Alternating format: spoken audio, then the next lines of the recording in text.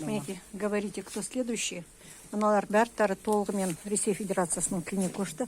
Сіздер немене бәрлігін қайтадан орысшаға аудардыңыздар, е? Бәртәрі орысша жазылып тұр.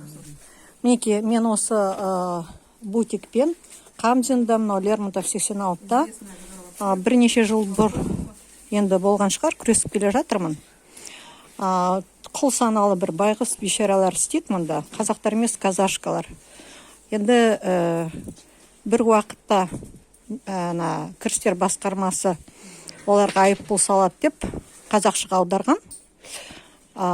Содан кейін мен кішкене тынышталғам. Енді қазір бәрлігін қайтадан аударып қойыпты орысшаға. Кірістер басқармасы енді жұмыс істеп жатыр. Мен тағы да видео дәлелдерді апардым.